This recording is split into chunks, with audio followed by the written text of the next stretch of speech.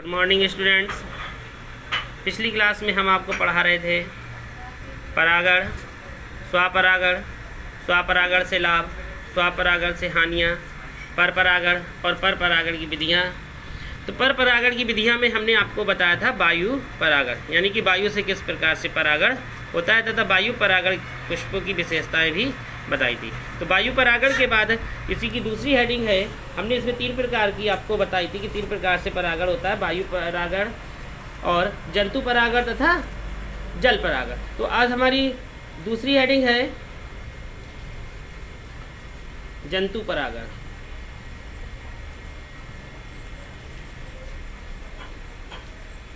जंतु परागण क्या है, यानी कि जो जंतुओं के द्वारा परागण हो उसे हम जंतु परागण कहते हैं। जैसे पुष्पों में जंतुओं की सहायता से होने वाला परागण, पुष्पों में जंतुओं की सहायता से होने वाला परागण जंतु परागण कहलाता है।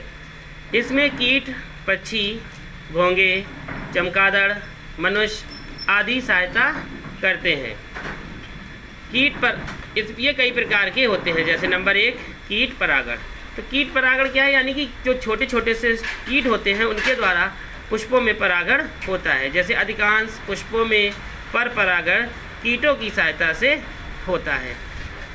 अब आया इसकी अगली हेडिंग है कीट परागित पुष्पों की विशेषताएं। तो इसकी विशेषताएं क्या है। नंबर 1 पुष्प प्रायः आकार में बड़े होते हैं, पुष्प प्रायः आकार में बड़े होते हैं। नंबर 2 मकरंद सुगंध एवं चटकीले रंग के कारण कीट इनकी ओर आकर्षित होते हैं। मकरंद सुगंध एवं चटकीले रंग के कारण कीट इनकी ओर आकर्षित होते हैं। नंबर 3 परागकण संख्या में कम तथा चिपचिपे या कटीले होते हैं। परागकण संख्या में कम तथा चिपचिपे या कटीले होते हैं। नंबर 4 वर्तिकाग्र प्रायः दलपुंज के भीतर स्थित होते हैं। वर्तिकाग्र प्रायः दलपुंज के भीतर स्थित होते हैं। तो ये थे आपके इसकी विशेषताएं।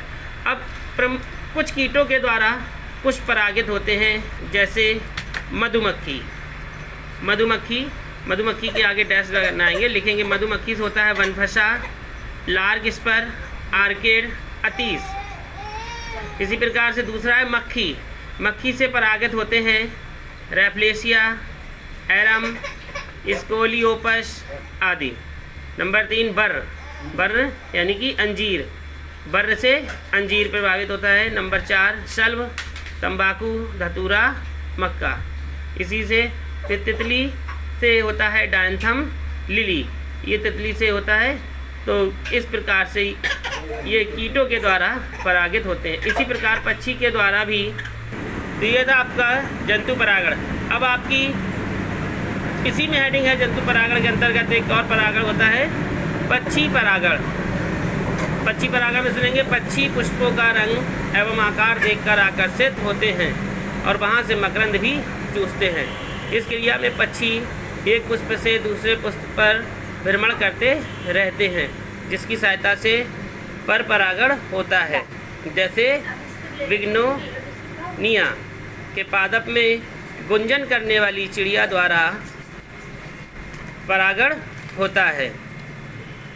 तो मधुपान के समय जब पक्षी दलपुंज की नली में चोंच डालता है तो उसके बच्च या सिर पर चिपचिपे परागण लग जाते हैं और जब वे दूसरे पादप पर जाकर बैठते हैं तो परागण उस पर गिर जाते हैं, जिससे स्त्री के सर उसे अपने भाग में ले लेता है और परागण पूर्ण संपन्न हो जाता है। तो इस प्रकार पक्षियों द्वारा ये परागण होता है। इसी प्रकार से घोंगा द्वारा परागण होता है तथा चमगादड़ द्वारा भी परागण होता है। तो ये आपके 2 प्रकार के परागण हो गए। सबसे पहला था वायु परागण, दूसरा था जंतु परागण। अब तीसरी हेडिंग आपकी है जल परागण।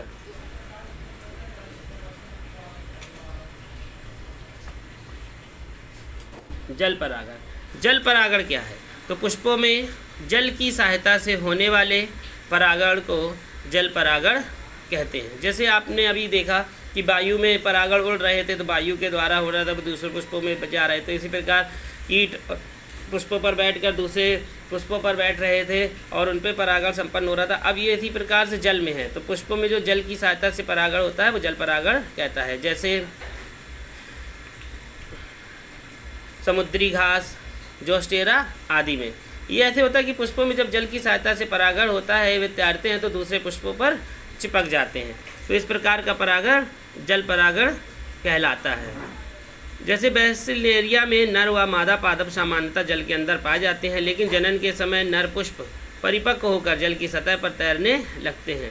इसी समय मादा पुष्प का प्याले नुमा भाग एक कुंडलित नलिका के रूप में वहाँ पर आ जाता है, और जो जल की सतह पर परागण तैर रहे होते हैं वे उस प्याले नुमा पुष्प में गिर जाते हैं और पूर्ण फर्टिलाइजेशन संपन्न हो जाता है।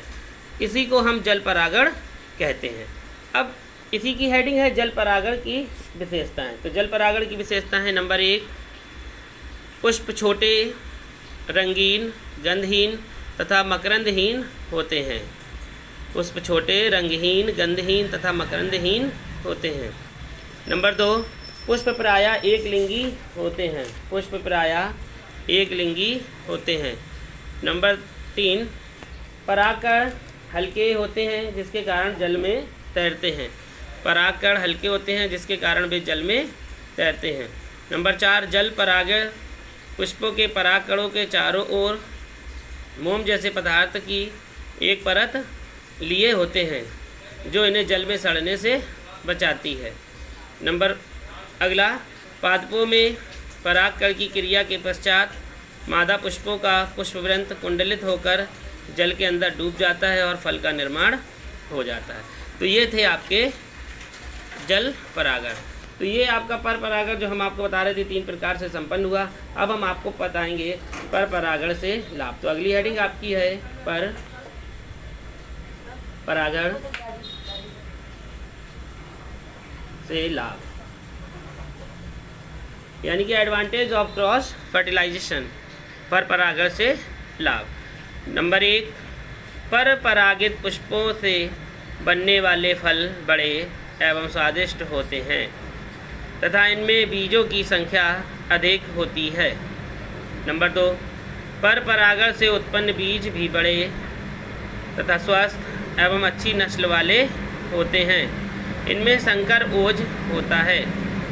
नंबर 3, इन बीजों से उत्पन्न पादप बड़े स्वस्थ एवं सक्षम होते हैं। नंबर 4, पर परागण द्वारा रोग अवरोधक जातियां तैयार की जा सकती हैं। नंबर 5, पर परागण द्वारा पादपों की नई जातियां उत्पन्न होती हैं जिनमें नए गुणों का समावेश होता है। नंबर 6, पर परागण विधि द्वारा पादप के हानिकारक गुणों को पृथक किया जाता है। नंबर 6, इसमें संतति में जीवन संघर्ष की अपार क्षमता विकसित होती है। तो ये आपके थे पर परागण से लाभ। अब हम अगली हेडिंग डालेंगे, वो हमारी हेडिंग होगी पर परागण से हानि।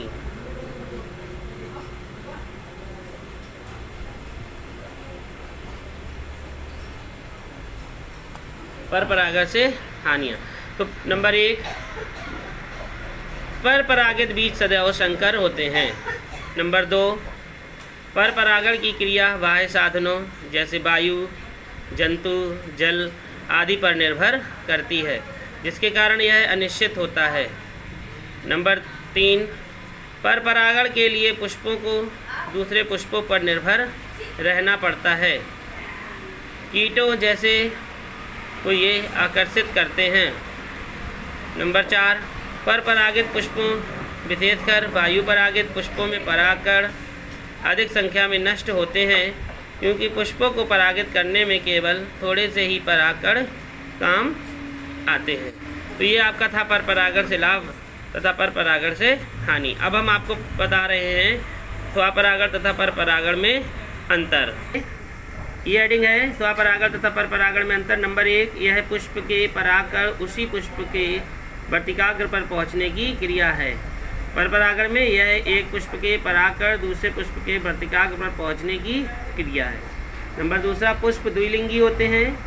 पर परागण में पुष्प एक लिंगी होते हैं। स्वपरागण में पुष्प सुगंध एवं रंग रहित होते हैं, यानी कि इसमें सुगंध तथा रंग नहीं होते। पर परागण में पुष्प सुगंधित व रंगीन होते हैं। अगला नंबर, स्वपरागण में किसी बाह्य माध्यम की आवश्यकता नहीं होती। पर परागण में बाह्य माध्यम की आवश्यकता होती है। तो ये था आपका स्वपरागण तथा पर परागण में अंतर, तो ये नोट कर लेंगे। और कल हम आपको बताएंगे कृत्रिम संकरण, जो हमारी कल की हेडिंग होगी वो हमारी होगी कृत्रिम संकरण।